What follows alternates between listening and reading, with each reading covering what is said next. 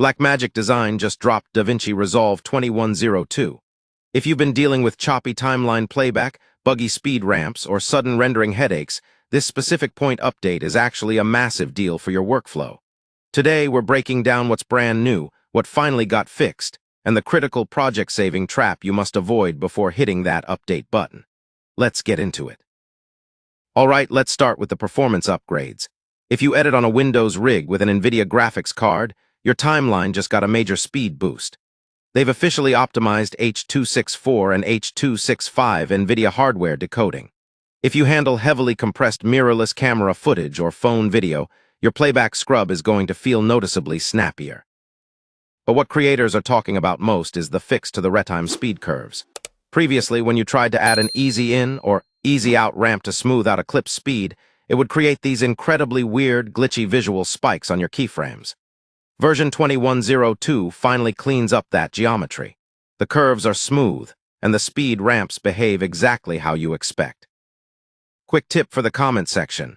A lot of editors are debating whether this update makes Resolve's native AI speed warp interpolation engine good enough to completely replace heavy third-party plugins like Twixtor for ultra-smooth slow motion. Let me know down below if you've tested it yet.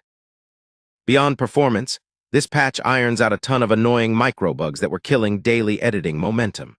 First, they fixed the thumbnail previews when you bypass color or fusion effects, so no more frozen frames when checking raw clips.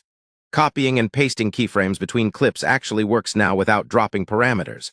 Plus, the video inspector zoom minimum values and slower IntelliSearch performance have both been patched. Basically, if version 21 felt a bit shaky on your machine, this is Blackmagic stabilizing the ship. Now, before you rush to the support page, listen closely to this warning. Blackmagic has made version 21 project libraries backwards compatible with version 23.2. That sounds amazing, but here is the catch.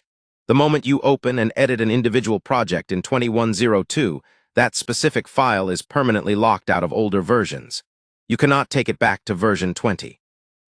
Do yourself a massive favor. Do a full project library backup and export individual DRP files before you update. Don't risk losing weeks of work. Keep an eye on the hardware specs, too. If you're on a Mac, you'll need macOS 15 Sequoia or later.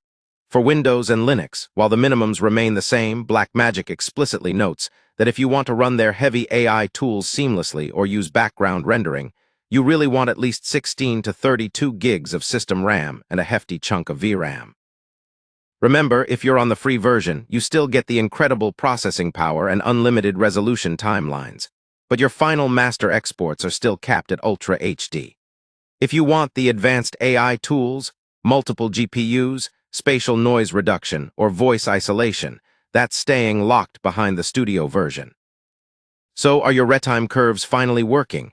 Did the Nvidia patch fix your playback stutter? Drop a comment below with your setup and let me know how 2102 is running for you.